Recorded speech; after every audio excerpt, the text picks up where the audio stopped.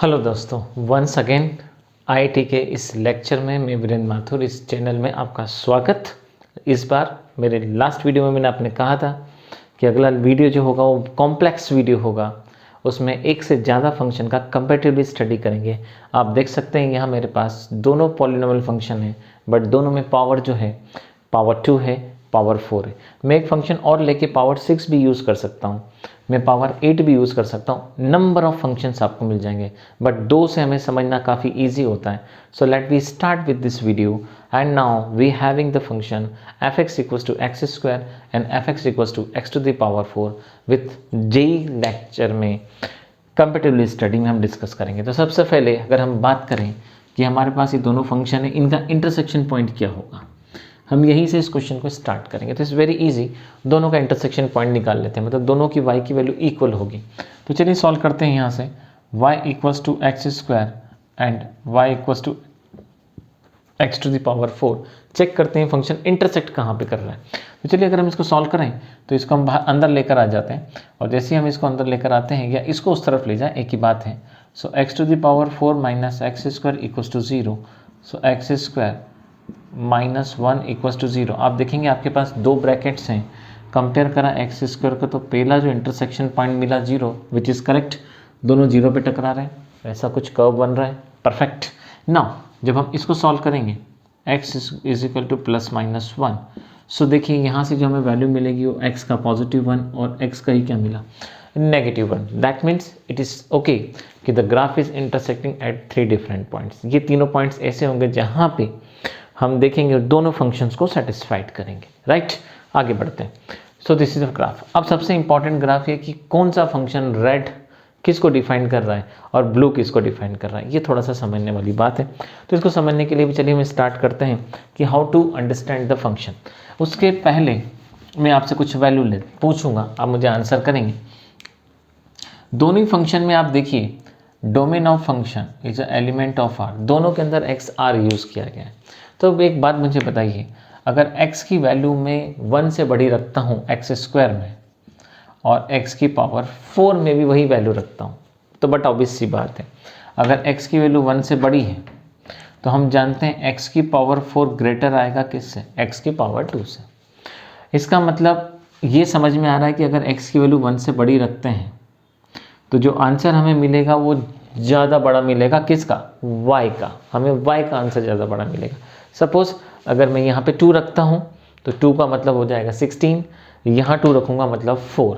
That means जब y की value 2 पर x की वैल्यू 2 पर y मुझे कितना मिलेगा, 16, और वही मुझे मिलेगा 4। तो आप सीधा समझ सकते हैं y का कॉन्सेप्ट लगा के कि यहाँ पे जो आप ग्राफ देख रहे हैं, जो ये अंदर की तरफ जो आपको डेटा दिख रहा है, अंदर वाला डेटा, आप अगर गौर से देखें तो इसका अंदर वाला जो डेटा होगा उस डेटे के अंदर आप देख सकते हैं वो ज़्यादा क्लोज जाएगा y की तरफ और ज़्यादा तेज़ी से ऊपर जाएगा, राइट।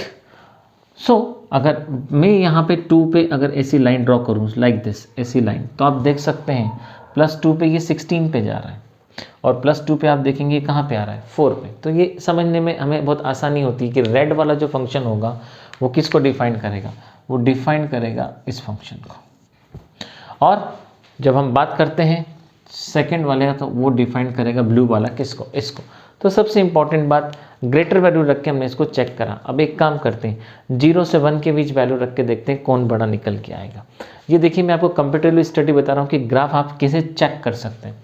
सो अगर हम यहाँ पे जो नेक्स्ट फंक्शन लेते हैं, उस नेक्स्ट फंक्शन में हमने कितना लिया कि x इज़ लेस देन 1, लेकिन 0 और 1 के बीच में वैल्यू लिख रहा हूँ, और बहुत ईजी वैल्यू होता है हाफ सॉल्व करना है। तो अगर मैं x की पावर 2 और x की पावर 4 दोनों में हाफ रखता हूँ, तो देखिए यहाँ से मुझे मिलेगा 1/4, यहाँ से मिलेगा 1/16।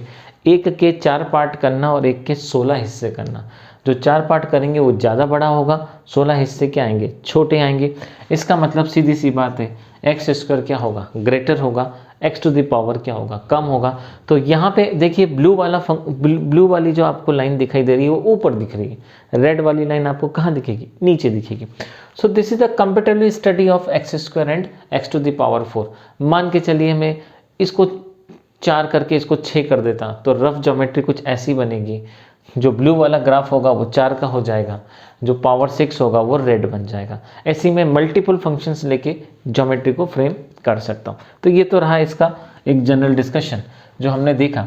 सेकंड, अगर हम डिस्कस करते हैं कि इस पूरे ओवरऑल फंक्शन में रेंज क्या होगी, तो देखिए रेंज मतलब y की value, you know that. So the range of function is element of 0 से हमें कितना मिला, हमें मिलेगा पॉजिटिव इन्फिनिटी। सो यहाँ से हमें जो डेटा मिलेगा वो हमें डेटा मिलेगा 0 टू पॉजिटिव इन्फिनिटी।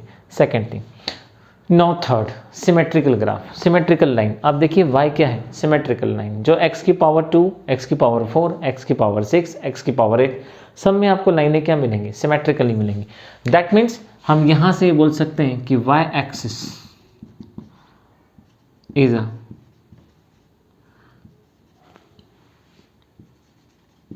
सिमेट्रिकल। तो y एक्सिस क्या हो जाएगा, it is a symmetrical line हो जाएगा। अब हम देखेंगे फंक्शन क्या है, दोनों ही इवन फंक्शन है, आप चेक कर सकते हैं। Even function f x equals to minus का एफ एक्स, अगर हम ध्यान से देखें तो कोई भी वैल्यू हमें y की कभी नेगेटिव नहीं मिलेगी। So that means even function. तो आपने देखा ये फंक्शन किसको डिफाइन कर रहा है, इवन, मतलब एक भी y हमें नेगेटिव नहीं मिलेगा। जितना हिस्सा फर्स्ट क्वाड्रेंट में है उतना हिस्सा सेकंड क्वाड्रेंट में होगा। y एक्सिस एक मिरर की तरह काम करेगा। अगर ये ऑब्जेक्ट होगा तो वो क्या दिखेगा, आपको इमेज दिखाई देगा। इसी कॉन्सेप्ट को हम बोल सकते हैं कि y यहाँ पे ऐसे सिमेट्रिकली वर्क कर रहा है। सो आपने देखा इस प्रकार से हमने इसकी इंफॉर्मेशन फाइंड करी। नेक्स्ट आप इजीली देख सकते हैं, ये वाला फंक्शन डाउन जा रहा है, ये वाला फंक्शन कहाँ जा रहा है, अप जा रहा है। तो हम कह सकते हैं डिक्रीजिंग, हम दोनों की कंपेरेटिवली स्टडी कर रहे हैं। डिक्रीजिंग कहाँ पे हो रहा है, x is element of minus infinity to 0। 0 एक वो पॉइंट होता है जो ना तो मैक्सिमा को डिफाइन करता है ना ही मिनिमा को, इस पॉइंट की बात कर रहा हूँ मैं। इसलिए आप 0 को छोड़ के भी अगर ओपन लगाएंगे तो वो करेक्ट होगा, और बाय चांस आप क्लोज भी लगाएंगे तो कोई प्रॉब्लम नहीं है, उस स्टिल पॉइंट तक वो हम उसको नीचे कंसिडर कर सकते हैं। Now the next is increasing function. अगर हम देखें तो x इज एलिमेंट ऑफ 0 से, अब अगर आप 0 लेना चाहते हैं तो आप क्लोज लगा सकते हैं, नहीं तो ओपन लगाइए। कोई फंक्शन क्या करेगा, इंक्रीज होगा, बढ़ेगा। यहां से हम देखेंगे फंक्शन कहाँ जा रहा है, ऊपर की ओर जा रहा है। बट अगर हम इन दोनों ग्राफ की स्टडी करते हैं तो अगर हमसे जेई के अंदर एक क्वेश्चन पूछा जाता है और ये पूछा गया था कि 0 से लेकर 1 के बीच में कौन फंक्शन बड़ा होगा और कौन छोटा होगा, तो याद रखें एक्स स्क्वायर बड़ा होगा और एक्स टू द पावर 4 क्या होगा, स्मॉलर होगा। 1 से ग्रेटर पे आपसे अगर क्वेश्चन पूछा जाता है कि क्या नेचर निकल के आएगा, तो याद रखिए एक्स की पावर 4 ग्रेटर आएगा और एक्स टू द पावर 2 क्या आएगा, स्मॉलर आएगा। So that is a concept related with this kind of the multiple function, right. And in short में अगर मैं इसमें एक फंक्शन और ड्रॉ कर लेता हूँ लाइक दिस, आप देखा मैंने एक फंक्शन और ले लिया। अगर मैं एक फंक्शन और ले लेता हूँ लाइक दिस, कुछ ऐसा, तो मैं ये जानता हूँ कि जो फंक्शन निकल के आएगा इनकी पावर 6 होगी, इनकी पावर 8 होगी, और ये और क्लोज वाई एक्सिस के पास आते जाएगा। बट हमेशा याद रखें चाहे फंक्शन कितने भी ले लें, आप फंक्शन का जो नेचर ले रहे हैं वो x की पावर 2n ले रहे हैं, जहाँ पे n आप क्या लेके चल रहे हैं, n आप एक नेचुरल नंबर लेके चल रहे हैं।